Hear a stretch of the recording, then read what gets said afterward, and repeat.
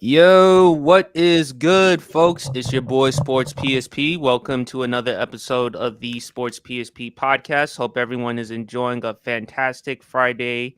I hope everyone had a great day coming off work or whatever.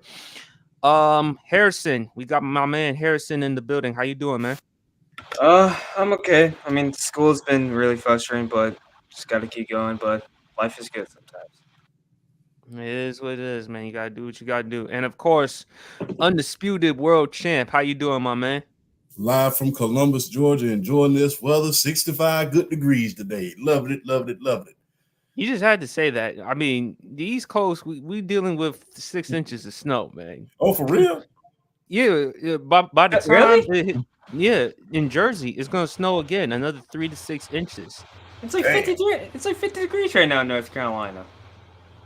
I don't know. I mean, God don't like New Jersey. What New Jersey keeps snowing. Man, oh man, it's crazy.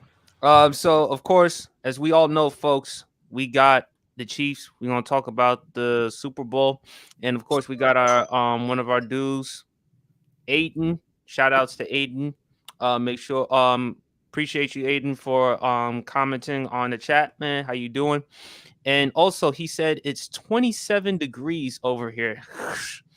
Ooh, Yeah. He cold, lives in cold. Illinois. Yeah. Oh, ain't nothing. 2 and 4, and he also said 2 to 4 inches of snow.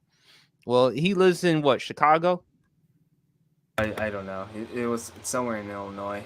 Oh, but either way though, it's cold down there. It's cold down there. It's crazy. Of course, folks, we're gonna talk about the Kansas City Chiefs, their Super Bowl, back-to-back Super Bowls. Congratulations to the Kansas City Chiefs. But before we talk about that, obviously, I do think it's important that we do talk about the tragic event that happened on Wednesday. There was a shooting that happened at the Kansas City Chiefs parade that resulted to 22 injured. If I'm not mistaken, champ, 22 injured, one person who passed away. So again, hearts and condolences and prayers go out to those who are affected, including the family of the lost victim. It's just sad, man. It's just really unfortunate because on a day in which this was the day to celebrate the Kansas City Chiefs winning back-to-back Super Bowls, to talk about the greatness of Patrick Mahomes, Travis Kelsey, Andy Reid, just the Chiefs and their greatness. All of that was overshadowed by a tragedy, and it's really unfortunate. And I just feel like it's important that we have a quick moment of silence, real quick. So, if you guys mind, let's just have a moment of silence, real quick, please.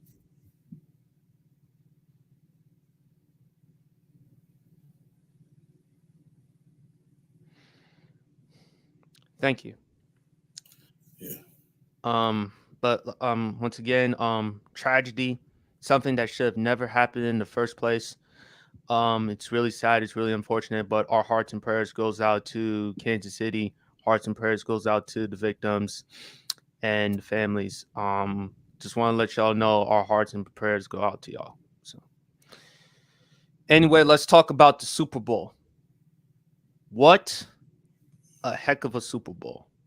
I mean, the first half, I mean, I mean, a lot of people said it was kind of boring at first, but then in the second half, oh man, it was special. It was special, man. I mean, Patrick Mahomes, I don't know how he finds a way. I mean, there's something about him that's just so special. And I got to own up to my words. I predicted that the San Francisco 49ers were going to beat the Kansas City Chiefs. I thought Kyle Shanahan was going to learn the error of his ways. And he didn't. He just didn't. Um you cannot say anything more about Patrick Mahomes. You can't say I mean the clutchness. I mean, no matter the moment, it's not too big for him. 3 times in a Super Bowl, he's been trailing 10 points. You look at the first Super Bowl against the 49ers. You look at last year's Super Bowl against the Philadelphia Eagles, and you look at this Super Bowl. No matter what, he finds a way to get it done. Travis Kelce was shut down in the first half. I think he only had 1 yard, but in the second half, he reminded us yet again just how great of a tight end he is. Andy Reid, still one of the brilliant offensive minds in football and one of the greatest coaches in NFL history. Steve Spagnuolo, what he has done for this defense has been nothing short of outstanding. Outstanding. I mean, you look at how great the defense has been all season. I mean, Trent McDuffie. I mean, Chris Jones. We can't say anything more about Chris Jones. We can't say more about Snead, Willie Gay, all the other players that the Kansas City Chiefs roster has. Kansas City, man, they just proved that they're a dynasty. They are a dynasty, and they are the team in the future. And guess what? It's only going to get even better because if I'm not mistaken, champ, didn't Patrick Mahomes, he restructured his contract? Yeah, they're on the verge of reconstructing his contract. Not to mention rumors are going around that Chris Jones is going to get franchise tag pretty soon. So, I mean, it's only going to go up from there. And they got $50 million of cap space. Mm-hmm. So, and they got a full draft. So, and they're going to address their weapons. They're going to address the wide receivers, and they're going to address other needs on offense. So if you're Patrick Mahomes and considering the off-the-field money that you make from your endorsements with Adidas, Subway, Head and Shoulders, all the other commercials that he's on, including State Farm, life is pretty good for Patrick Mahomes right now. So I just think Kansas City, they're just spectacular. I can't say anything more. I will never underestimate Patrick Mahomes and the Kansas City Chiefs again. As for the San Francisco 49ers, so close. Like, I don't even know what to say with Kyle Shanahan. I thought Kyle Shanahan would learn the error of his ways, and he didn't. And he decided to put the ball in Brock Purdy's hands. And let's be fair, folks. Brock Purdy didn't play an awful or terrible game. no, It's just the fact that Kyle Shanahan, to Champ's point, he was being too fancy. And instead of doing what he should have done, run the football, and he decided to take the ball out of his best player's hand, which is Christian McCaffrey. And I don't know how Kyle Shanahan is going to get over this. We'll talk about Steve Wilkes later on the show, but this does not look good for it does not look good for Kyle Shanahan. And if you're a San Francisco 49ers fan, this is demoralizing. So Harrison, I'm gonna let you go first. What were your thoughts about the Super Bowl? Never doubt Mahomes. You cannot doubt that man whatsoever. This is now going to be the Michael Jordan versus LeBron James debate. Yeah, everyone can agree on this right now. I mean, but it's going to be Tom TB12 because he's the reason why he's the GOAT for a reason. But right now, he is the baby GOAT. But we can't call him the actual GOAT for a reason.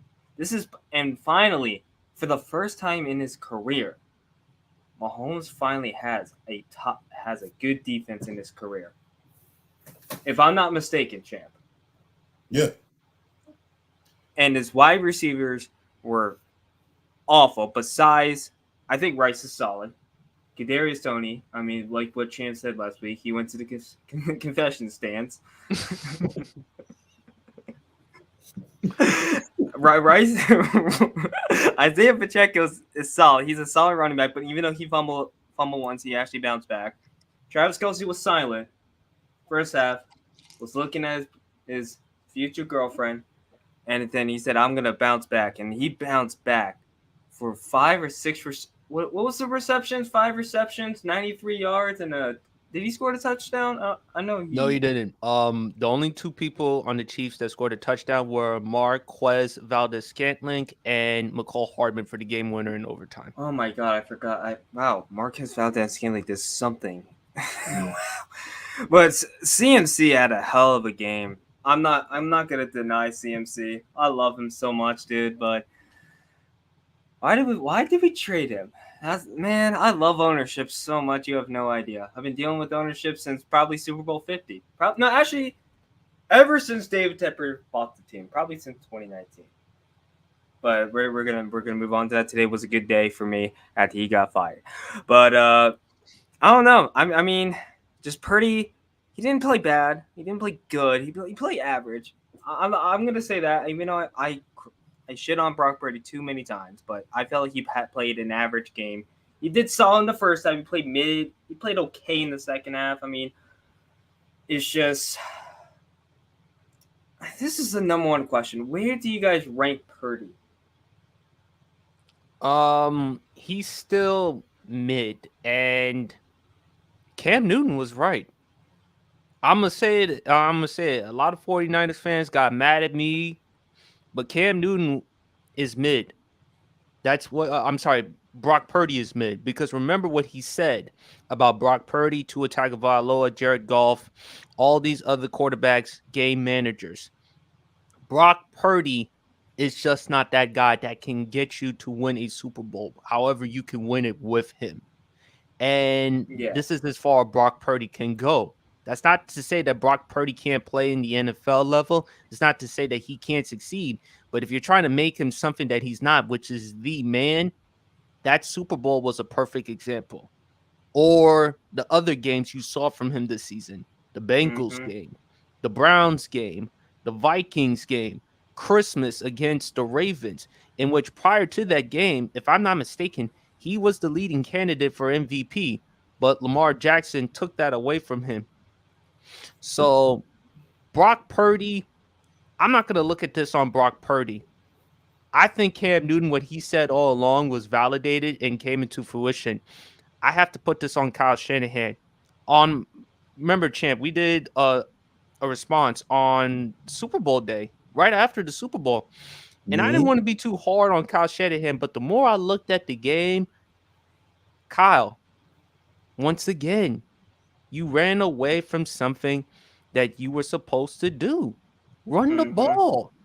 And you have, without a doubt, the best running back in the NFL. And he had Devontae Freeman for your Falcons, okay? And he had Mostert a couple of years ago with the 49ers when they faced the Chiefs in the first Super Bowl. And Telvin Coleman. I forgot him as well. And he also had Elijah Mitchell. Yeah, he had Raheem Mostert in 2019, the year when the 49ers went to the Super Bowl and lost to the Chiefs. Oh, I thought you said. I thought he was with the Falcons. Like what? No. My fault. Continue. But my thing is, what's Kyle Shanahan's excuse this time? So, Champ, if you want, what's your thoughts on the Super Bowl? What are your thoughts on everything else that you saw from the game? Hey, Patrick Mahomes is the man. He is the man. And it's so interesting. It's so interesting that you see how he's winning. Because when you see, and I'm going to take a page out of Trent's book because I heard this being said on Trent's podcast. And I never really thought about it until today. If you really, really look back at a lot of dynasties that occurred over a long period of time or a short period of time, they always added a piece each and every year and they got better. If you think about the 49ers, the year after they won the 2 years after they won the Super Bowl, they add Roger Craig, Russ Francis, and then a couple years after that, they add John Taylor, Tom Rathman, Kevin Fagan. And then a couple years after that, then they add Jerry Rice. And then a couple years after that, they add Bill Romanowski, just to name a few. Then on top of that, if you look at the dynasty of the New England Patriots, they had one of the best secondaries in the league. Then they go out, they release Lawyer Malloy, and then add Rodney Harrison. Then the next year after that, they add Corey Dillon. And then as it progresses and goes on and on and on, then they add many different other pieces. This is one of the first dynasties where each year stuff has been taken from them and they've been still winning. I mean, think about the first year when Patrick Mahomes was the starter. The first year he's the starter, has an MVP season. His star running back got taken away from him going down the stretch because of a suspension. Kareem Hunt. Yeah. Then the year after he wins his first Super Bowl, then your star wide receiver, arguably one of the scariest wide receivers since Randy Moss is taken away. Okay, you got to win without him. Then right after that, one of the best offensive coordinators, arguably since Norv Turner with the triplets, he's taken away. Okay, now you got to win with that. And you had a lot of lackluster wide receivers outside of Rashid Rice. I mean, Travis Kelce looked lethargic at times. You know, you have to think about that as well. So as things were taken away from him, he still won. He still won. And that's just nothing short of amazing. I mean, it's nothing short of amazing at this point. Super Bowl, as far as Kyle Shanahan is concerned, I'm not even going to criticize the fact that he took the ball. Because I was like, in the great words of the guy off a certain movie, I will not say that on the air, I'd make that deal. I'd make that deal. If you know, you know. So if indeed you take that ball and score first, your defense is more than capable in stopping them. So I'd make that deal. The problem is it shouldn't have never got there in the first place. You had the ball 3rd and 4. 2 minutes left, and the Kansas City Chiefs only had 2 timeouts, and you have the best running back in the league that has over 2,000 yards from scrimmage, and he's going for over 3.6 yards to carry at the 2-minute warning. Why in the world are you not running that ball on 3rd and 4, rather than running that bootleg trying to be fancy? In the great words of Jimmy Johnson, don't be pretty, be good. And as usual, he made that very, very grave mistake. Now, if he runs that ball, even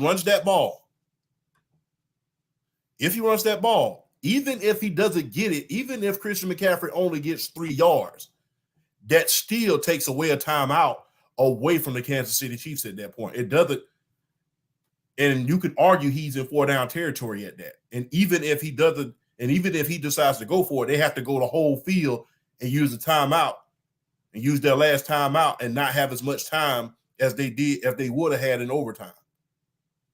So that goes back to running the ball. And I'm fully convinced that Christian McCaffrey would have got that. It's only 4 yards.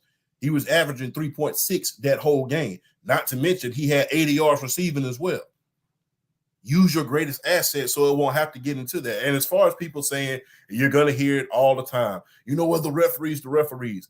As a professional athlete or an athlete on any level, you are taught this from an early age, all the way down from when you're a child playing flag football, all the way up to you go to college. When it comes to these games, you have to execute perfectly, and you cannot leave it in the officials' hand. If you put yourself in a position to lose, you may lose, unfortunately. And that is exactly what happened with the San Francisco 49ers. It gets to a point where you have to get tired of repeating mistakes. It's the same mistake you made every single time you've made it to the Super Bowl. It's the same mistake. You not running the ball in critical situation. Kansas City Chiefs, it's 2 minutes left in the game. They only have 2 timeouts. Run the ball, make them burn a timeout. And even if you go for it and say, look, I'm going to go for it on 4th down. If Christian McCaffrey doesn't get it the first time, run it again and see if you can make them burn another timeout. And and more than likely you make that because it's Christian McCaffrey. He was going for over 3 yards to carry already. When you make that, the game's over. Kneel down twice, kick the field goal. You're going back to the bay. Quest for 6 is over with. Now it's the quest for 7. But you keep doing these same mistakes on trying to be fancy when all the thing you have to do is play textbook football. And the irony of that is the zone blocking West Coast offense is designed specifically for the running back. Think about how many lackluster running backs succeeded in that system. Ruben Drones, Orlando Scary, just to name a few.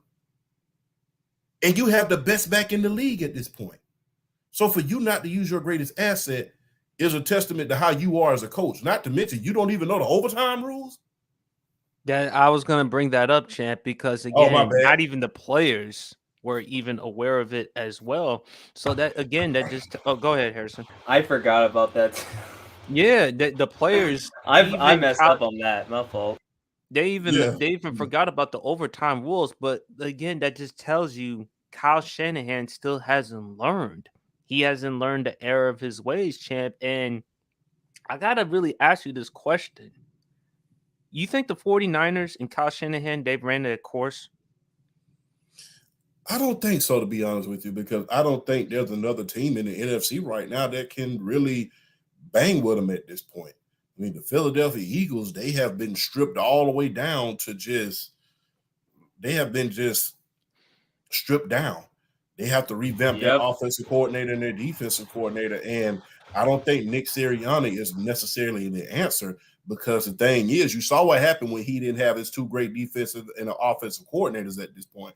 You saw what happens when he had to be a motivator. You saw what happened when he had to be a scheme guy, which rumor had it he was not.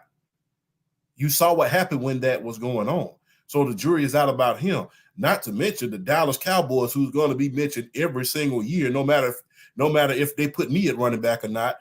That's just the bottom line. It's just like the Dallas Cowboys are going to be mentioned every year. Are they going to perform? That's a big, you know what? No. So there's not a lot of teams in the NFC that I can see really competing with them. And at this point, the Green Bay Packers, they're a little bit too young at this point. I don't think they're ready at this point. The only team that I can see them getting a run for their money is really Detroit, but it's going to be interesting to see how they address that secondary and that pass rush outside of Aiden Hutchinson.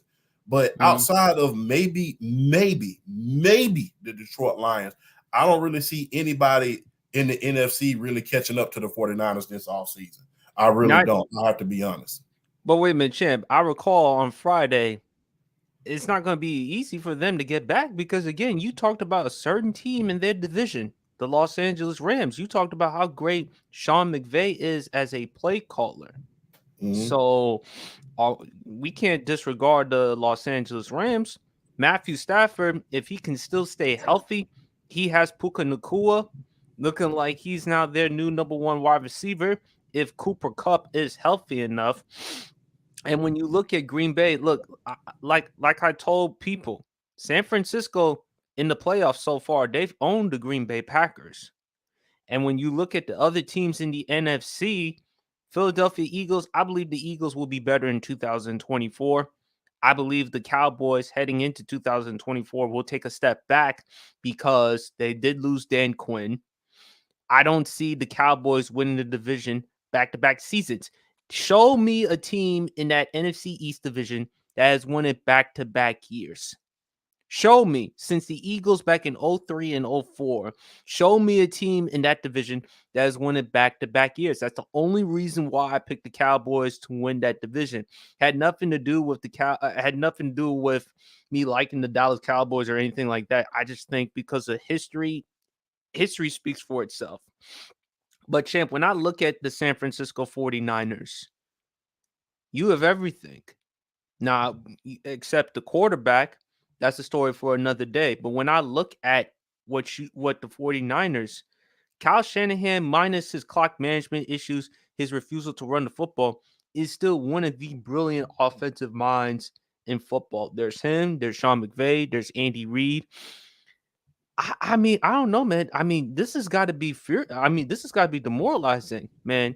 You've had 2 10-point leads. Let's not forget, you as an offensive coordinator for the Atlanta Falcons, you had a 25-point lead, and you keep doing the same thing over and over and over again.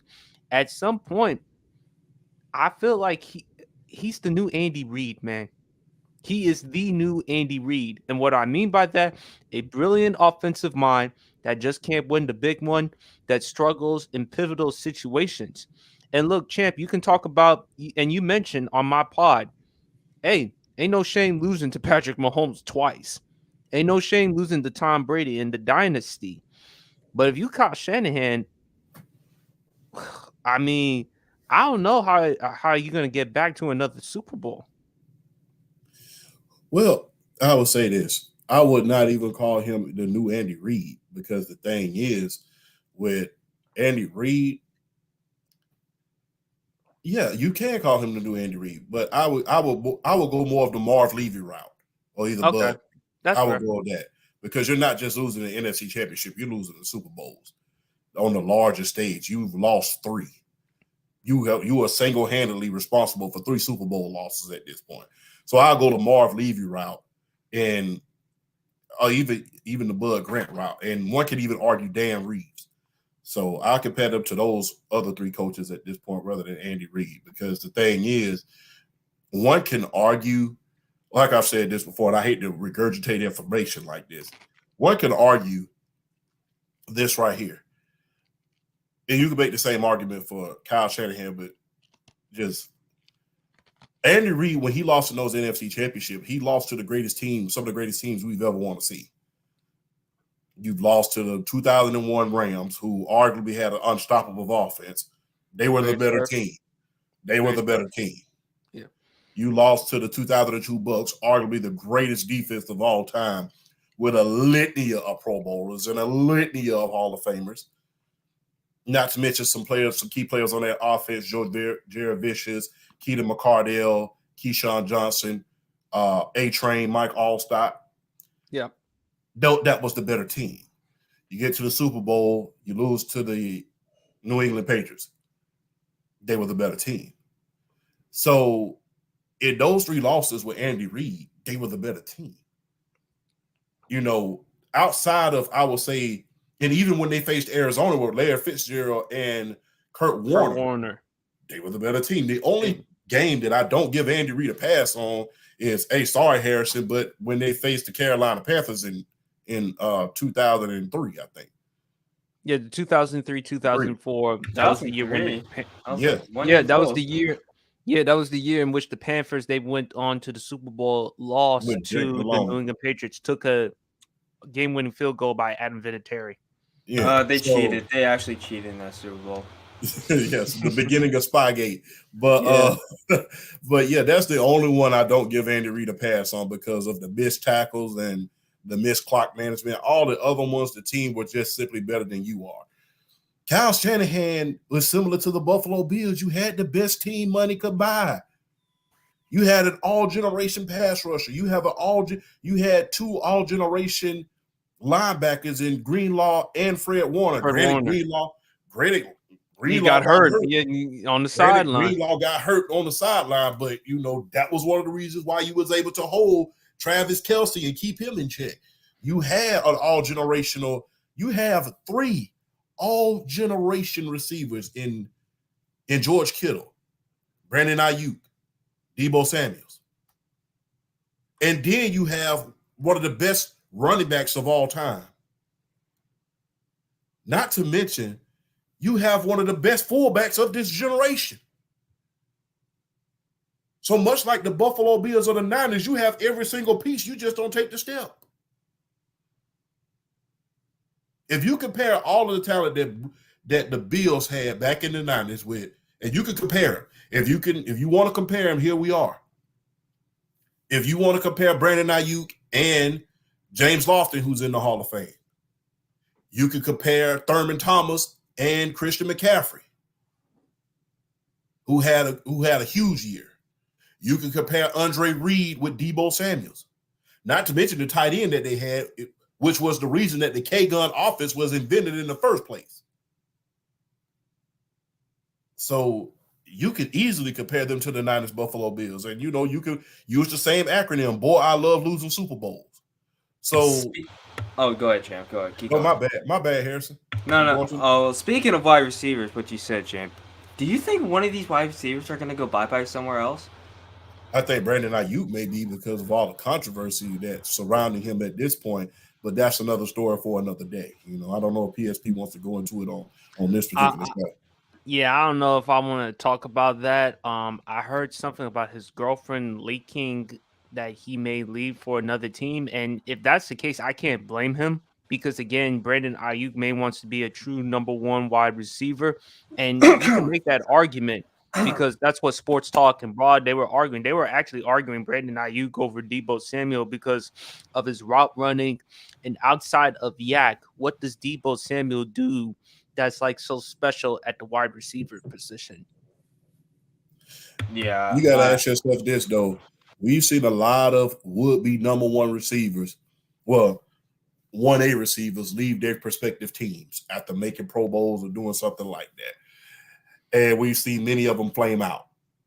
We saw Peerless Price go from being a Buffalo Bill to being opposite of Eric Moles. And then when he came to Atlanta, they put the straps on him. We saw Alvin Harper go from being opposite of Michael Irvin, and they put the straps on him. So I would tell a lot of second receivers, be grateful for where you at a certain point. I mean, let's not even get into Juju Smith-Schuster. Oh, yeah, because after Antonio Brown. Yeah, and Chase Claypool, all of those Pittsburgh guys who thought they were something that they weren't. You know, you make Pro Bowls, all of a sudden, you know, you get a little bit too big for your britches. Now you are the guy. Yeah. And now all of a sudden you go somewhere and get strapped. So, you know, be very, very careful about trying to leave a team where you're not the focal point. Because right now, people can argue this all you want to, but you can't really key in on anybody on that San Francisco offense. They're just like they were in the 80s. You can't key in on anybody. You can't key in on Deebo because there's Brandon Ayuk. You can't key in on Brandon Ayuk.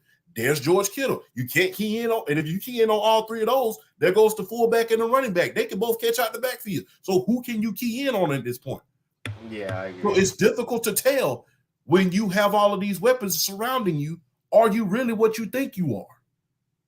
Because we've seen high-powered offenses like this before, and then they lose one piece. They're still that, and then the other piece goes somewhere. They're not as good as they thought they was. Like I said, we saw with Peerless Price when he went to Atlanta.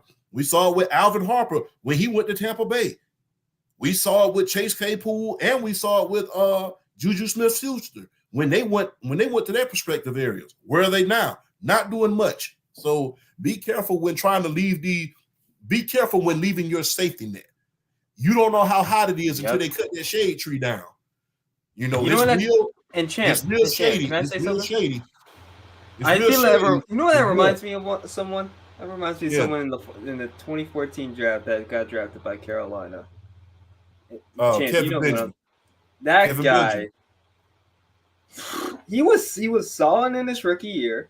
Yeah. He torn his ACL in 2015. That's when we went to the Super Bowl without him. 2016 he played okay, and then 2017, dude was fat with like a motherfucker. I'm sorry, but like, dude. He went to Buffalo, which he went okay. Then he went to Kansas City, and then he went to being sitting on the couch eating Cheetos. Well, the thing is, that's what happens when and I can attest to this myself. That's what happened when them sandwiches get to you, brother. You know, the cold cuts be looking good. You know, so that's what good, baby. Them Subway. They already that Subway buy one get one half off be looking good in the off season. Then you get to the season and you realize you can't run no more. He was. I mean, he was kind of like Eddie Lacy. Yeah. Oh my God, Eddie Lacy. That dude. Yes, I mean, remember what Booger McFarland had said about it. He was a bit. Yeah. I remember he was a biscuit away from being a tight end. Yeah. You know. Yeah. Sorry, but like, he was great. He signed for a 1-year contract for Kelvin Benjamin to be a tight end with the New York Giants. Oh yeah, I remember that one. That was. That is hilarious. I was like, "Yeah, you sure you want to be a tight end or just retire?" And he said, "I think he retired after that because, goddamn, he was so bad." Yeah. All right, folks, let's talk about Patrick Mahomes. I've said it, champ. I've told you who are my top 5 quarterbacks of all time. Brady's number 1. Montana's number 2. Mahomes is 3rd. I got Peyton at 4th. I got Aaron Rodgers at 5th. Champ, you've been on the record saying even after that Super Bowl, you still don't have Mahomes over Montana.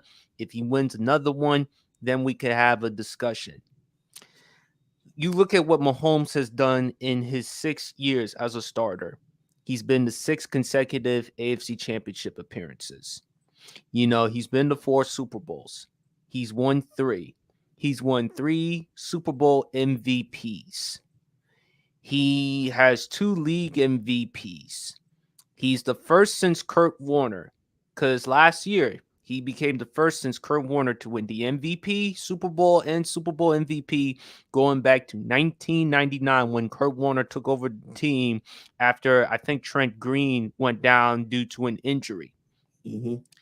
It is clearly, if Patrick Mahomes retired today, he would be a first ballot Hall of Famer. Mm-hmm. I think if you want to make an argument, he's the second greatest quarterback of all time. I can understand that, because I don't know if you'll ever see this type of production from someone in 6 years as a starter. I don't think we will ever see this ever again. It's going to be hard to replicate that. So, Champ, I know you don't have him as the GOAT, and I know you don't even have him as the second greatest quarterback of all time. What does Patrick Mahomes need to do in order to say he's the GOAT? Because he's not even 30 years old. He's still 28. So let's say if he stays healthy, keeps up this type of production, and wins another 2 or 3 more Super Bowls, you can make an argument he's the GOAT. If he can keep up this type of play and win 2 or 3, he doesn't necessarily need to get 7. But if he can get 2 or 3, I think that's enough of a case to say he's the GOAT. And with this type of production, and of course, in terms of the talent, the eye test, he clears Brady as far as just the talent. Not in terms of the production, the accomplishments, but in terms of physically throwing the football inside and outside the pocket. Second, not even a comparison. So, Champ, what does Patrick Mahomes need to do in order for you to say he's the greatest quarterback or he's the greatest ever? I'll be honest with you. If he three-peats next year, something that no other team has done, I'll be ready to put him into that conversation. Reason being is this. No team has ever done that, ever. And we've seen a lot of teams that were capable of doing that, more than capable of three-peating, lose in dramatic fashion. I mean, we saw that in the Sea of Hands game with the 73 Raiders, the 74 Raiders and the Miami Dolphins. Miami Dolphins was going for a three-peat on the heels of that undefeated season. We saw that happen. We saw the 76 Raiders beat the Pittsburgh Steelers after Terry Bradshaw and Franco Harris went down to that NFC Championship game. Dramatic fashion, no three-peat. Hell, we even saw it with Joe Montana in 1990. They were going for the three-peat. Remember, Leonard Marshall knocked Joe Montana out of the game, and you had that dramatic fumble by Roger Craig. So if they are able to three-peat and do something that no one has ever done, we need to revisit this conversation. We need to have a huge revisit on this conversation, because that'll be something, especially if he's able to win the MVP and the Super Bowl MVP next year. He's done all of that. He's had 3 guys' his career since before he's 30. He's had 2 Hall of Fame careers before he's 30 years old. I mean, but we have to be careful about that as of right now, because we've seen a lot of quarterbacks come into the league, have a good first couple of years, and then the last couple of years, then on the back end of it, have some really, really thin years. We saw that happen with Troy Aikman. And as much as everybody don't want to talk about it, we saw that happen with Kurt Warner for a couple of years before he made it back to the Super Bowl with the Arizona Cardinals. We saw him come in for those first couple of years with the St. Louis Rams, be the greatest show on turf, then kind of fell off at the end once he got injured, and then sputtered in New York. And then when they finally was able to put him in a good place in Arizona, then he picked back up. But we've seen a lot of evidence of guys who have this real hot start, but then breeze out. I mean, and we even saw that with Tom Brady to a certain extent. He didn't go back to his next Super Bowl. He didn't win his next Super Bowl until I think was it 2000 and well, the Seahawks Super Bowl. He didn't win his fourth Super Bowl until then. It took him 10 years to get to Yeah, it took him another 10 years to get to another Super Bowl. So we've seen guys, get a hot start and not get back for a very, very long time. We even seen guys win MVPs, get to a Super Bowl, and then never see him again in the Super Bowl. So as long as his production keeps up, and and that's a huge if, he three-peats next year, because you can rest assured everybody's for the gun for you. They're trying to make sure you're not going to do something they're trying to make sure that no three-peat ever happens in the NFL. So teams are going to be gunning for you. You're not going to be the hunter. You're going to be the hunted.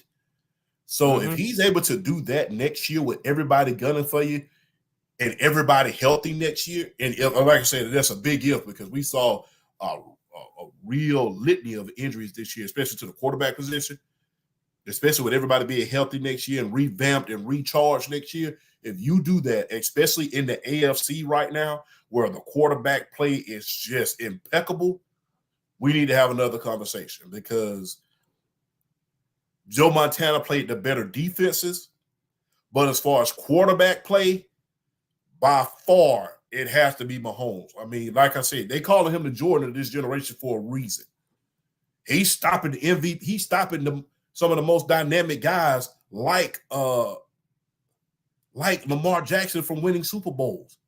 One of the most dynamic running quarterbacks we've seen since Michael Vick. He's stopping Joe Burrow.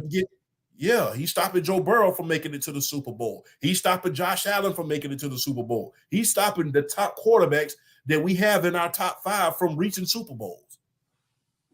So, and then shattering their dreams. And then when these West Coast teams, when the NFC teams come, he's shattering their dreams no matter how good they are. So that's why they call Mahomes the Michael Jordan of this generation, because he's stopping guys from winning championships. Harrison, I'm going to let you go. Do you think with this victory, is Patrick Mahomes the GOAT? And if he's not, what does he need to do in order for you to say he's the GOAT? That's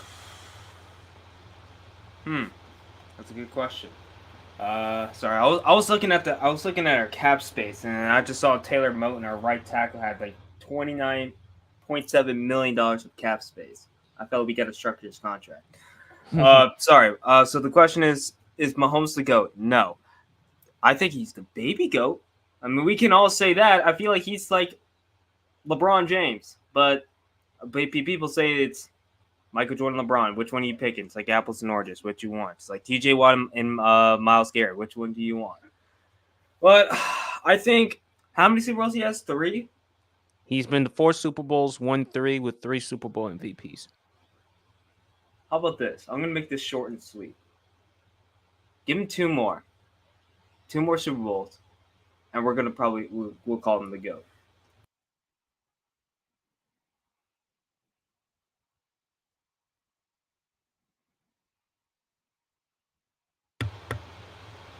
Yeah, PSP, yeah, you there? Oh, yeah, I'm good. I'm sorry, just Wi-Fi errors. Y'all can hear me? Yeah, we can hear you. Yeah, 2 more Super Bowls, so we can actually call him the GOAT. Okay. Oh, okay. So if he wins a couple more Super Bowls and Super Bowl MVPs, you're saying this would make him the GOAT? Yes, sir. Yeah, that's what I agree completely with Harrison. He doesn't need to necessarily win 7 because, champ, a lot of people say LeBron James is the GOAT. But last time I checked, he's 4-6 in the finals. Jordan is 6-0. So what Mahomes needs to do is, if he can win 2 or 3 more, and if he can continue this level of play for the next 10 to 13 years, plus he needs to have longevity. The other reason why Brady is also the GOAT is longevity. And also another test that Patrick Mahomes needs to prove, this may shock y'all. He has to prove who deserves more of the credit, him or Andy Reid. It's kind of like New England. Was it really Brady or was it really Belichick? Tom proved doubters wrong when he went somewhere else and won a Super Bowl in Tampa. And we've seen with Bill Belichick in New England how did that turn out since Brady's departure. Yeah. When you look at Andy Reid, brilliant, great head coach. Went to 5 NFC championship games with Donovan McNabb. Went to a Super Bowl. Never won a Super Bowl. And since Philadelphia, because let's not forget what he did for Michael Vick in 2010. You look at Kansas City, before Patrick Mahomes, he had Alex Smith. And you could look at, well, with Patrick Mahomes, if you put anyone under Andy Reid, that quarterback will be just fine. But when you look at Patrick Mahomes, again, they traded in the draft to take him with the 10th overall pick champ. They could have had Deshaun Watson if they wanted to at the time. And remember what Dabo Swinney, his former head coach, said. If you're passing up on him, it's like you're passing up on Michael Jordan. But he went with Mahomes because of the big arm. Despite all the criticism Mahomes was dealing with, quarterbacks who come from the Big 12 offense, the Big 12 conference, how can they translate into the NFL level? So if Mahomes, he could win 2 or 3 more, and if he could actually win a Super Bowl without Andy Reid, showing people that he's more of a product than Andy Reid, it may solidify him being the GOAT. What do y'all think of that? Hey, let's not forget, Joe Montana won without Steve Walsh. True. Yeah, he won with George Seifert. Mm-hmm. So he won with George Seifert. I'm sorry, who? I George don't know. Seifert.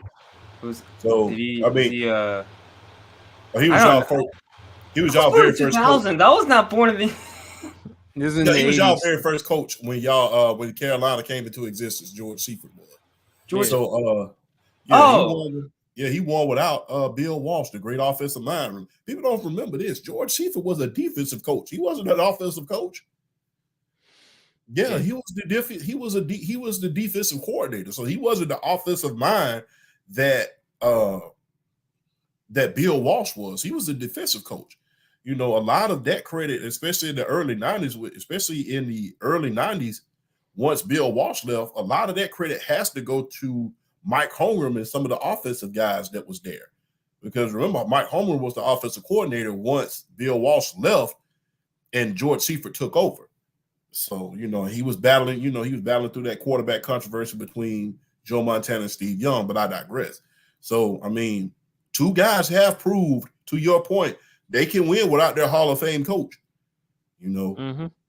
Brady won without Bill Belichick. Montana won without George Seifert. I mean, and honestly, I think if they repeat next year, I think Andy Reid is going to be like, okay, I've won enough Super Bowls to solidify my position. It's time for me to leave. It's hey. And I'm glad that you mentioned Andy Reid, because you've already said, Champ, he's one of the greatest head coaches of all time. Where would you rank him as far as greatest head coaches of all time? Because there's Bill Walsh, there's Vince Lombardi, there's Bill Belichick, there's so many head coaches. But where would you rank Andy Reid? I'll put him in the top 5. I would put him in the top 5. No particular order. For me, it's always been Bill Walsh, Joe Gibbs, Bill Belichick, Don Shula, and now Andy Reid. Like I said, in no particular order. And the reason why I put Joe Gibbs up there, he was able to win without a legacy quarterback. If you really look at a lot of guys who are up there coaching, they really have a legacy quarterback. If you look at Andy Reid, he had Patrick Mahomes. If you really look at Don Shula, he had Bob Greasy. If you look at Bill Walsh, he had Joe Montana. If you look at Bill Belichick, he had Tom Brady. Joe Gibbs is the only one without a legacy quarterback. He won with 3 different quarterbacks. One with Joe Theismann, one with Doug Williams, one with Mark Rippon. And let's not even forget the guys who got him to an NFC championship with. I mean, remember he went to an NFC championship with Jay Strader. He had a revolving door of quarterbacks and still won with them. So that's how come I put Joe Gibbs up there. All right. Harrison, where would you rank Andy Reid as far as greatest head coaches of all time? Yeah, I agree with Champ. I'd say top 5. He's got to be up there, man. I mean, and I told you, champ, Andy Reid, if he wants to, I don't know how old Andy is. He's probably in his 60s or 70s, somewhere around there. But Yeah, if I he think really so. wants to, he could make a case, maybe better than Belichick. Because I told you, the reason why people love Andy Reid more than Belichick, in my opinion, champ, players love, they swear by him. Hardly not a negative word to say anything about Andy Reid. And the thing is with Andy, he has evolved with the times. It's easy for him to have a head coaching job in today's game. And you look at Bill Belichick now, to this day, unemployed, not even having a head coaching job. Well, I mean, the thing is, you have to be able to evolve as a coach, to your point. And number two, the Patriot way, Andy Reid didn't have the benefit of having a Tom Brady when he was in Philadelphia to have the Patriot way. He wasn't as fortunate. You know, when your quarterback is taking pay cuts every single year, I mean, that sets precedent for teams. That sets precedent for your whole team, because you're going to be able to say, if your star defensive back comes to you and say, "Hey, I should be making top tier money as a defensive back, and I just made All Pro, I just made Defensive Player of the Year," you could always look at your quarterback and say, "Hey, I'm only paying him $20 million a year. He's not even the top 10 highest paid. How can I pay you and I ain't paying him yet?" So that's where that goes. That's where the Patriot way comes from. And not only that, you have to think about a lot of the guys that bought into the Patriot way were basically either Super Bowl hungry at a certain point in their career, or, you know, they were drafted by Bill Belichick.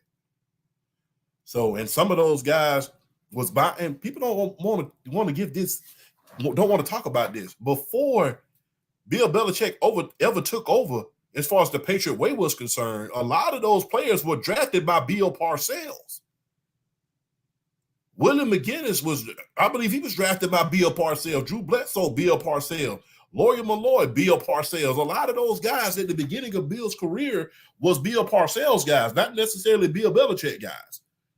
You know, William McGinnis and Ty Law, a lot of those guys went to that 96 Super Bowl and faced off against the Packers long before Bill Belichick ever became head coach.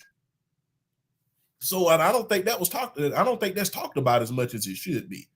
You know, those beginning Super Bowl years, some of those guys were Bill Parcells guys, not necessarily guys Bill Belichick went out and got. So I think that's always been left out of the story as well. Because before Bill Belichick had the Patriot way, it was the Bill Parcells way. Where did the Bill Belichick come from? Bill Parcells. So it's easy for you to pass that down to players when you come from that similar system. And you're drafting players and taking flyers on low round guys. A lot of guys that Andy Reid draft, they're high round guys. If you look at Patrick Mahomes, he traded up to get him. If you look at Travis Kelce, he's a great tight end. If you really look at a lot of the players that he's drafted, Tyreek, a lot of guys, they're, higher round guys. These guys, a lot of guys Bill Belichick was really taking flyers on and really installing them in the system, and they were really system guys. These guys that Andy Reid had have proven they can succeed outside of the system. Look at Tyreek Hill. Look at Kareem Hunt. Look at a lot of the guys he drafted up there in Philadelphia. They proved they can succeed outside the system. So, yeah, he didn't draft just system guys that fit their system. He drafted guys based on their talent. I believe LaShawn McCoy, LaShawn Deshaun McCoy, Jackson, Jeremy Maclin. Yes, those guys succeeded outside of Andy Reid. And so, you don't have a lot of guys that Bill Belichick drafted that you can necessarily say he succeeded outside of Andy Reid. Excuse me, he succeeded outside of Bill Belichick. You don't have a lot of guys that can say that, or that you can think that would have succeeded outside of the Bill Belichick system. I don't think Julian Edelman, they call him Jules. I don't think Jules would have been successful outside of that system. Right. The only one we know, champ, is Wes Gronk. Welker. Is Gronk. I'll say Gronk.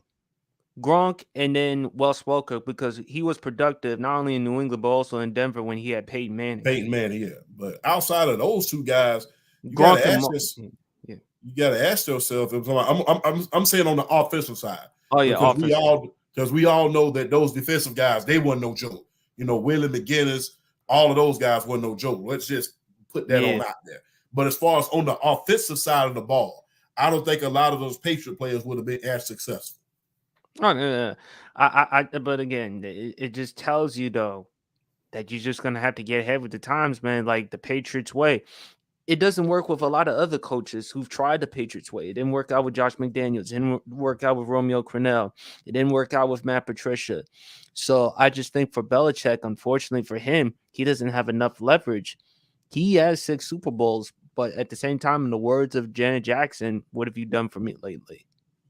So what has he really Isn't it done? safe, PSP, to compare Bill Belichick to kind of like Tom Landry, this modern day Tom Landry? Isn't it safe? I don't think it's that crazy to make that type of comparison. Because when you really think about Bill Belichick, you think about the Patriot way, and when you go back and think about Tom Landry, everybody talks about the system. So, I don't think that's far of a stretch when you compare Tom Landry to Bill Belichick. The only difference between the two is the Super Bowl ring count. Yeah, no question about it. Speaking of another Kansas City great, Travis Kelce. One of the greatest tight ends in NFL history. Remember, guys, we did a start, bench, and cut between Gronk, Tony G, Travis Kelce. If I recall, champ, you started Tony G, you bench Gronk, and you cut Kelce. Harrison, I don't remember who you started, bench or cut. Do you remember by any chance? I don't. I honestly don't remember. I don't remember, but I'll probably send you some more information. I'll probably check on the video. I know I started Gronk because Gronk's peak. When I look at just his peak and when I look at the eye test, he checks all the boxes: blocking, yards after catch, catching, everything else. I benched I Tony. remember. I think I started Gronk, I benched Gonzalez, and I cut Kelce. I think. And I have it in that exact order as well. Tony G, I think what separated him, remember, champ, he came from a great basketball background and how he helped transition the NFL as far as getting the power forwards or guys who come from a basketball background. Remember, Antonio Gates, even though Antonio Gates didn't have hops, but remember, people forget how good of a college basketball player he was at Kent State. Remember, he took them to the Elite Eight. Yeah. Yeah. And when you look at and the numbers that he was putting up, and the only best quarterback he had, and that was in Atlanta with Matt Ryan for a little bit. And then you look at Travis Kelce. I mean, he's just spectacular. So, champ, I'm gonna let you go first. Where do you have Travis Kelce as far as greatest tight ends of all time? I put him top 3. Like I said, the only reason why I cut him the first time out of those 3 is because the story is still being written, number one. History. We don't know how he owns darn near every single Dad Blaine record for a tight end that we've seen. He's broken almost every record except for the all-time record that is currently held by Tony G. But his story's still being written. Now, if he comes back and even if he retires, if he decided to retire tomorrow along with his big brother and say that, then he goes up an echelon. Because guess what? The story's over now. You got to put into consideration how many rings he got, how many yards he got, the impact that he had, and everything. And if you really look at it, the last 2 years, he was pretty much the last year or so, he was pretty much all that Patrick Mahomes had as far as being a reliable receiver is concerned. So I will put him, he's always going to be in my top 3. But like I said, he can't be number 1 right now over Tony G simply because the story is being written at this point. And I think that peak for peak, had Gronk not got hurt a lot, we'd be singing another tune, for lack of a better term. It was almost epic how much of a mismatch that Gronk was. it was just like, I think he was 6'7", wasn't he? He was 6'6". 6'6". Yeah. I mean, 6'6", you 6'6" or are 65. just, that is a mismatch for the ages.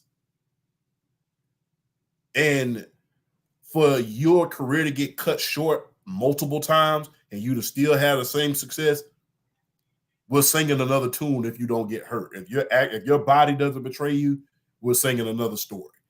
But I have to put him behind Gronk for the time being and Tony G for the time being, simply because the history's still being written.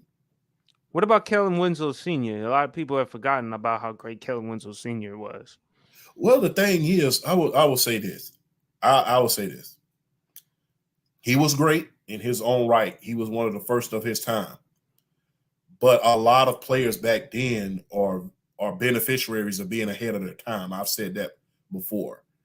And you have to take into consideration, Air Coryell was pretty much, during the torpedoes, we're throwing it every down. That's not to take anything away from him. Not to mention, he played with another Hall of Famer by the name of Charlie Joyner. He played with Chuck Muncie. He played with Chuck Muncie. He played with Wes Chandler, John Jefferson, just to name a few. I mean, he's played with a litany of all-pro wide receiver, yet the greatest memory we have of him is being carried off the field on that Miami Dolphins divisional titles game, but the very next week laying an egg against Kenny Anderson in the AFC Championship.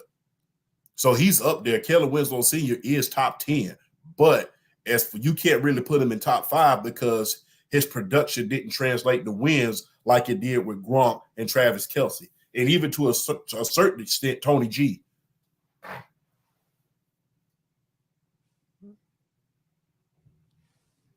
All right. Yeah.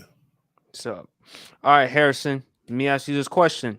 Where do you rank Travis Kelce as far as greatest tight ends of all time? Let me think about it. So you got Gronk. You got there's no particular, like Gronk, Travis Kelce. Trying to think right now.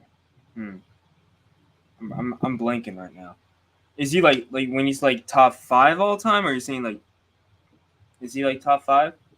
Yeah, I mean, he's definitely a top 5. I mean, there's those other tight ends. There's also Antonio Gates. Oh yeah, There's Antonio also Kellen Gates. Yeah. Winslow.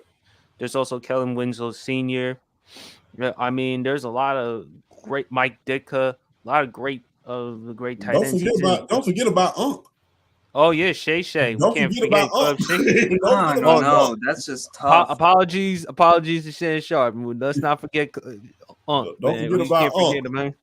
But he even said, I'm glad that you mentioned Unc, Champ, because Shannon Sharp has said Travis Kelce is the greatest tight end in his eyes because of not only what he can do in the regular season, but also what Kelce can also do come postseason.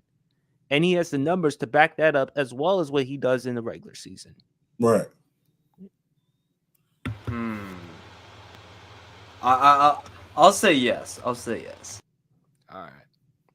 I mean, you can make an argument for Travis Kelce as the GOAT, but yeah. I still put Gronk only because even though durability cost him, derailed his career, physically, from a physical standpoint, I just haven't seen anybody like Gronk. The way he can get yards after the catch, way he can I mean, he was a great red zone threat. He had very good hands. I think people don't give a lot of credit to Gronk when it comes to his hands, in my opinion. And I just think look, the physicality. But our boy Aiden, he said Kelce is top 5, but he ain't top 3. Trey says Travis is top 5, and neither he is the GOAT. So I don't know where does he have his GOATs. But anyway, let's talk about the San Francisco 49ers. They fired defensive coordinator Steve Wilks. Champ, this is shocking to me because he did an excellent job for the 49ers defense in the aftermath of DeMeco Ryans. DeMeco Ryans, who's now the new head coach of the Houston Texans. Shout outs to DeMeco Ryans, had a great season. I mean, if you look at what Steve Wilkes did for this team, I mean, you can't ask much more from this defense. I mean, you look at the San Francisco 49ers, they were third in team defense. Only the Baltimore Ravens and the Kansas City Chiefs had a better team defense than them. You look at passing defense in the NFL. Okay, they're 14th in the NFL. Rushing defense, they're third in the NFL. You look at scoring defense. I'm looking at these stats right here according to Pro Football Reference. So, I mean, you look at them, they still were able to maintain an elite defense. It seems to me that they let him go because they're using him as the scapegoat, but meanwhile, still keeping Kyle Shanahan. Look, I understand, champ. It's not easy to get a good head coach like a Kyle Shanahan, but it's sad to see Steve Wilkes getting out the door like this. And Harrison, I'm sorry, I told you, you should have kept Steve Wilkes when he was the interim coach of the team last year. I mean, considering how competitive he helped the Carolina Panthers. But tell me, champ, why do you think Steve Wilkes was let go? Well, here's two things can be true at once. If you look at the playoffs and you look at it real good, they was getting gashed in the running game. I think they gave up an average of 144 yards a game, So they was getting gashed in that running game. So we have to pay attention to that as well. Not to mention, this was a long time coming, I believe, because remember, Kyle Shanahan threw Steve Wilkes up under the bus earlier this year when he said he blitzes too much. But you had to know that before you hired him because you saw what he did previously. So, not to mention, people don't want to look at this. A lot of his coaching staff this year, they up out of there as far as Kyle Shanahan is concerned. So you have another uphill battle in order to get you back to the Super Bowl. You got to replace darn near your entire coaching staff. Some of them went to the Commanders. Some of them went to Atlanta. Some of them, they just left and scattered all over the place after the Super Bowl. So you have to replace your staff as well. Now you don't have a defensive coordinator. But now they're going to try to get what's his name? Brandon Staley. I mean, and then are you really getting better at this point? I mean, that's just PSP, I hate you when you say that, God, dude. But are you really getting better at this point? That's just like going from filet. I mean, that's kind of like going from filet mignon to potted meat. So I'm just saying, you saw the horrible job. You ain't wrong, champ. Filet mignon, what? You ain't never heard of potted meat? You from down south? Hey, Harrison, I think your background, the noise a little bit. Yeah. Yeah, he went. That's kind of like going from filet mignon to potted meat. It's like, you saw how horrible of a job that Brandon Staley did when he was at the Los Angeles Chargers. You saw how bad that it was. Although he had great defensive players. You're good now. So you saw that. Right. You had Khalil Mack, who was having a career year. You had a Joey Bosa. You had a litany of players on the defensive side of the ball. Derwin James. Yes. But yet that defense didn't produce. You gave up big leads in the playoffs. So you to go from Steve Wilkes to a Brandon Staley who has not proved he cannot do anything except choke away another league in the playoffs. I guess what we say down south, birds of a feather flock together, I guess. So oh my God, dude. PSP, I hate you when you said you should have kept Steve Wilkes as my head coach. I hate you. But the thing was, you got to think to piggyback. My fault. It's getting me flashbacks. I'm sorry, champ. Go ahead. But the thing is this: you got to think about this here. To back up to both of you's point, you got to ask yourself: Do Steve Wilkes, did he really luck out? Did he luck out? Because right now it's a dumpster fire. I mean, there was rumors going around that people were calling Ben Johnson within that organization saying, don't come here, don't do it. There was rumors going around like that. So is it a blessing in disguise, you being fired, you being let go, and them not retaining you? because you just helped take a team to the Super Bowl. You're going to get another job. Meanwhile, excuse me for saying this, Harrison, the Carolina Panthers are going through fire and brimstone right now. So That's did for you damn luck out? sure. Did you luck out? Did you luck out? Was it a blessing in disguise? Are you saying that, okay, I'm glad that y'all didn't retain me. Now y'all can't blame me for this mess that y'all putting each other in. Yeah. So, I mean, that's just how it goes. I mean, now you can't blame me. Now you have yourself to blame. Now you have a revolving door of coaches that you really can't settle in on. So guess what? Hey, I just helped take a team to the Super Bowl. Meanwhile, you're in the toilet bowl. So who really won in this situation? Me or you? And by the way, folks, for those who are wondering, the 49ers, according to Pro Football Reference, they are third in scoring defense. Only the Ravens and the Chiefs have a better scoring defense than the 49ers. There you go. Yeah, Steve Wilkes is getting so much disrespected. You have no idea. This is just awful. I feel so bad for him. At the same time, I feel like he should have been our. I felt like he should have been our defensive coordinator for this. For if we had Frank Wright and we had him as our defensive coordinator, I wouldn't be mad at all. But right now, here we are in this shenanigans. I don't know, man. This is just. I feel so bad for him because last time he was. His lawyers almost was about to sue the Panthers for like, I don't want to talk about that because that's really bad. With all the saying it was like racist and all that type of shit, that's kind of like, oh god, this is going to be really bad for us. But now, where's he going to go to? That's the number one question. Where is he going to go? I don't know. Champ, if he goes to the Falcons, I'm going to be really mad. I mean, we already have our defensive staff in place. But, you know, we already have our defensive staff in place. I mean, I can see him going to Tennessee. Ooh. I can see him going to Tennessee. Well, what's that coach again? Mike Callahan? Yeah, and depending on who